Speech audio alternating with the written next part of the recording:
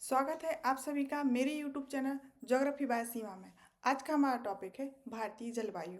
जैसा कि आप सभी देख चुके हैं कि कल का हमने देखा था कि वो क्लाइमेट भारतीय जलवायु को प्रभावित करने वाले कारक, वो कारक जो सभी स्थानों पर लागू होते हैं, परंतु वो कुछ उनमें से भारत में लागू होती हैं, कुछ नहीं होती हैं, परंतु जो मोस्टली भारतीय जलवायु को इफ़ेक्ट करते हैं, आज हम उन कारकों के बारे में विस्तार से पढ़ेंगे। तो आइए, आपका स्वागत है मेरे यूट्यूब चैनल में। सबसे पहले देखते हैं फैक्टर्स जो भारतीय जलवायु को सबसे ज़्यादा प्रभावित करते हैं। एक बार हम इनको देख लेते हैं, फिर हम इनको विस्तार से डिटेल में पढ़ेंगे। Location and latitude, the Himalaya, monsoon wind, La Nina और El Nino, distance from the sea और एल्टीट्यूड।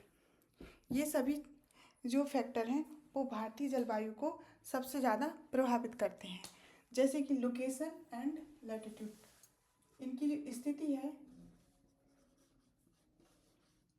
किसकी, भारत की जो स्थिति है वो कर्क रेखा की, अर्थात भारत के मध्य से कर्क रेखा गुजरती है। इसलिए कर्क रेखा भारत को दो भागों में विभाजित करती है। किन दो भागों में? एक तो उष्ण कटिबंधीय और एक उपोष्ण कटिबंधीय। ये जो लाइन है, ये कर्क रेखा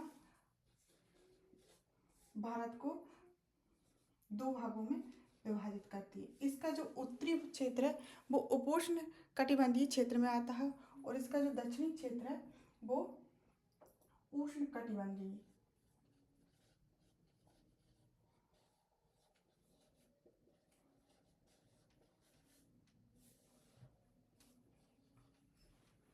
क्षेत्र में आता है। और उत्तरी क्षेत्र कौन सा?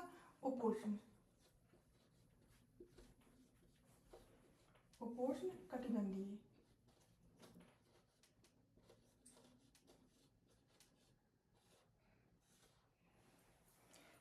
भारत को दो भागों में विभाजित करता है। कौन?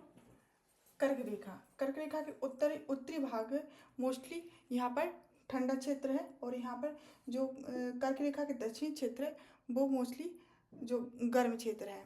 ठीक है।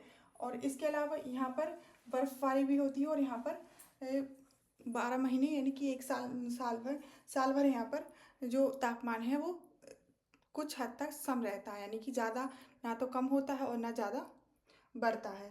लेकिन यहाँ पर सर्दियों में यहाँ पर बर्फ़ भी जम जाती है और गर्मियों में कुछ 10 से 15 जो सेल्सियस टेम्परेचर रहता है हिमालय क्षेत्र में, वो इसको बर्फबारी के लिए मजबूत करता है। लोकेशन एंड लैटिट्यूड हो गई। इसके बाद देखते हैं हिमालय। भारतीय मानसून को सबसे ज़्यादा प्रभावित करता है।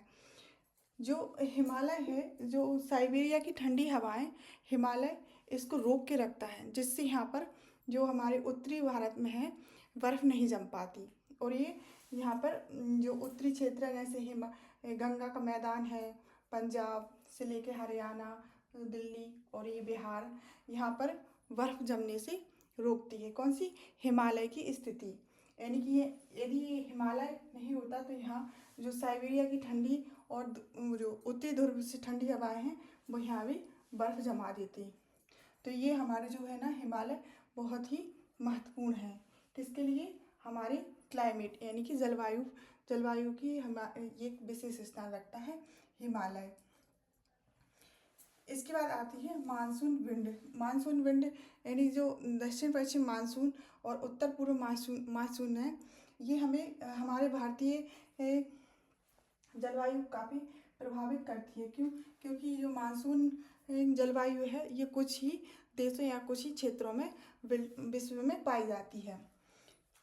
ये जलवायु भारतीय जलवायु को सम जलवायु में परिवर्तित करती है, अर्थात यहाँ से जो दक्षिण पश्चिम से हवा जाती है वो उत्तरी क्षेत्र में, यानी ये जो है दिल्ली, बिहार और या हरियाणा, पंजाब में यहाँ पर वर्षा करवाती है। और इसके जो उत्तर पूर्वी मानसूनी हवाएं हैं वो तमिलनाडु में वर्षा के लिए जिम्मेदार हैं।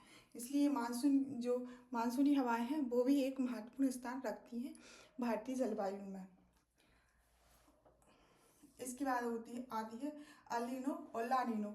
ये भी हमारे लिए अल नीनो है जो है वो सूखा, जिस वर्ष में अल नीनो आता है उस वर्ष भारत में सूखे की स्थिति होती है, और ला नीनो हमारे लिए अच्छी वर्षा के संकेत हैं।